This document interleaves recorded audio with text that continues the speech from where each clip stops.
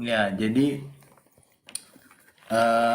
menjadi firman itu tersendiri kita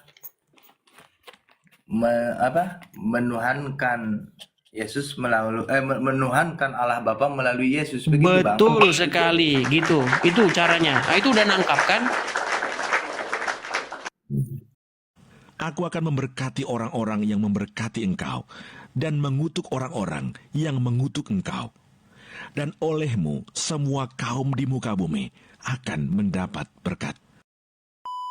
Al-Quran itu isinya, ya, gini aja. Apakah Anda yakin bahwa isi kitab Anda itu mengambil isi Bible tetapi secara keliru?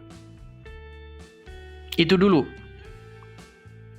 Ya seperti ada sih perbedaan seperti kisah Musa ya. Kisah Musa di Al-Quran kan itu Musa sendiri yang melemparkan tongkat. Kalau di Bible ini kan Harun gitu. Enggak. Itu banyak itu. Yang menghadap ke Firaun atau Musa yang sendirian. Yang mana? Itu yang kejadian waktu tukang sihir itu. Perbedaannya di situ sih. Oke, Anda sudah baca dari mana ke mana? Mana ya? Lupa saya itu waktu itu diskusi sama siapa ya? Bukan, maksudnya baca, kan Alkitab udah dikirim tuh ke rumah. Ya. Nah, sudah baca dari mana ke mana? Cukclok. Maksudnya lompat-lompat gitu bacanya? Ya, seperti kan ini begini seperti mana ya? Seperti tentang ketuhanan Bapa ya, ketuhanan Allah Subhanahu wa taala kan. Nggak ada Allah di situ Pak Ustadz, jangan jangan di Bible nggak ada Allah Subhanahu wa taala, jangan. Begini Bang, jadi di situ menjelaskan tentang kekuasaan Allah Bapa itu ya seperti di Lukas 23 ayat 46 ya, terus seperti Jadi ada yang salah. Begini Pak Ustadz Syarif, gini Pak Ustadz Syarif, gini. Gimana kalau Anda mengizinkan saya untuk membuat Anda berhenti mempercayai Quran dulu hari ini? Gimana? Nah, soalnya gini, saya melihat sepertinya Pak Ustadz Syarif ini masih mengimani isi Al-Quran. Artinya Anda masih mencari-cari dalih-dalih di dalam Bible untuk membenarkan Al-Quran. Itu yang saya tangkap. Nah, makanya gini aja dulu, biar enak gini nih. Kalau saya cara bersihin rumah bukan gini caranya, gini. Gimana kalau kita ngobrol membandingkan kedua kitab itu dengan tujuan supaya Ustadz Syarif di sini sadar dan berhenti percaya Al-Quran? Iya, silakan kalau ini. Boleh? Tapi kalau ya kan ada 10 pertanyaan mungkin Bang Edis. Kalau 10 pertanyaan? iya, mana deh? Ntar dulu Bang Edis. Kalau bersihin rumah itu teman-teman dari belakang dulu ke depan. Kalau dari depan ke belakang nanti ya jadi agak bingung kita. Ada 10 pertanyaan Bang Edis. Ada 10 pertanyaan yang mau saya ajukan lah gitu. Ini terperinci aja ya 10 pertanyaan. Ringkas lah pertanyaannya. Yang pertama, kenapa itu di kekristenan Tuhan itu 3 apa 1 itu sebenarnya itu? Iya, begini Pak Ustadz. Iya, begini Pak Ustadz. Jadi kalau Anda betul-betul memahami Bible ya, kata Tuhan itu tidak melulu menuju kepada Yesus. Kata Tuhan di situ tidak melulu menuju kepada Yesus. Jadi kalau pertanyaan Anda Tuhan ada berapa? Tuhan yang mana yang Anda maksud? Kata Tuhan yang ditujukan ke siapa yang Anda maksud? Coba buka dulu Lukas berapa? 2. Lukas 2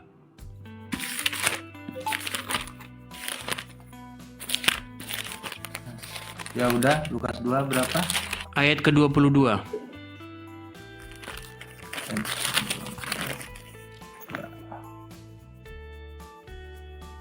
Oh iya di sini.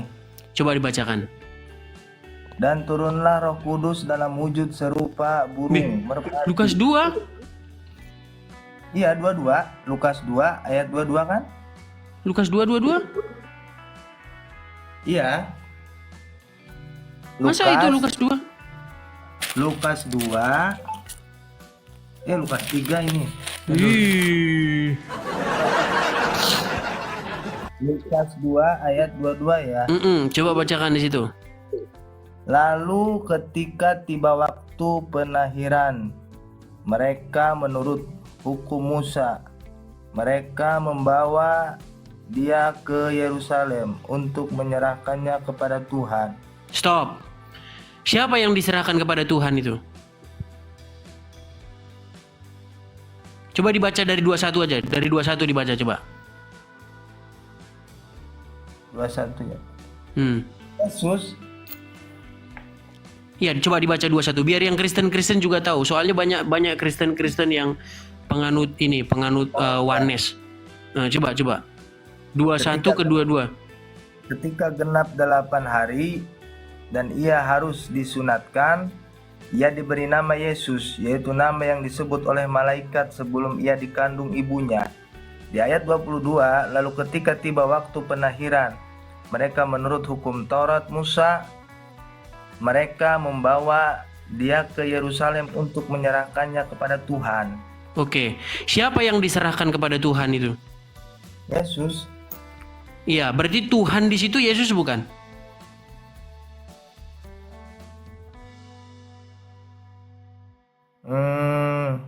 Bukan. Ya iya bukan.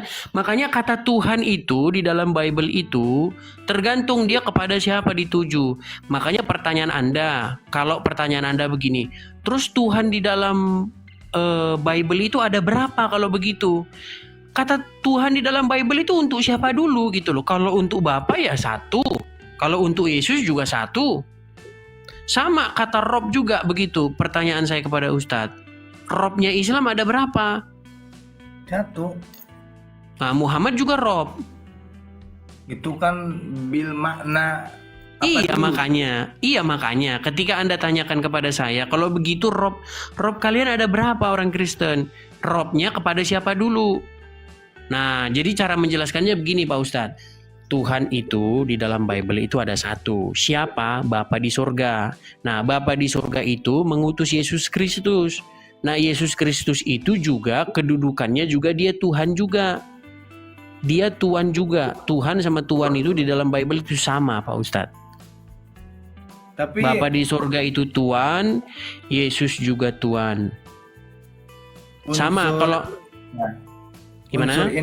Unsur insaninya, unsur kemanusiaannya, jasmaninya ada kan? Kalau di Kristen kan kedagingannya itu kan ada. Makanya pengertian Tuhan dulu ini kayaknya yang perlu ya. Banyak sekali orang nggak paham ini Tuhan ini apa. Coba Pak Ustadz, Tuhan itu apa sih? Di dalam bahasa Ibrani ada nggak Tuhan? Atau di dalam bahasa Arab? Itu kan bisa bil makna, kalau di Sunda itu Gusti kali ya. Ya Gusti, oke lah. Nah Gusti, yang di langit Gusti nggak? Kita di Sunda nyebutnya Gusti ya, Gusti Allah, Gusti Allah. Iya, oke. Yang di langit kita sapa dengan Gusti juga, betul? Oke, yang duduk di mana? Di singgasana kerajaan Gusti juga nggak? Gusti Prabu, Gusti Raja. Gusti juga. Dua-duanya sama-sama Gusti kan? Gusti. Nah, begini. Jadi kata Gusti itu kan gelar jabatan. Sudah? Ya. Jadi ketika kita memanggil Bapa di surga, Gusti bahasa Sundanya. Atau bahasa Indonesianya Tuan atau Tuhan, sama itu. Memanggil Yesus juga Tuan atau Tuhan juga atau Gusti. Nah, tapi Yesus itu bukan Bapa yang di surga. Nah, lalu pertanyaannya begini. Lalu berarti Tuhannya dua dong. Kan gitu pertanyaannya. Sudah? Kalau begitu berarti Tuhannya dua dong. Ada Bapa di surga, ada Yesus. Gini Pak Ustadz, begini jawabannya. Jadi Yesus itu dia bukan Tuhan lain, bukan Tuhan lain.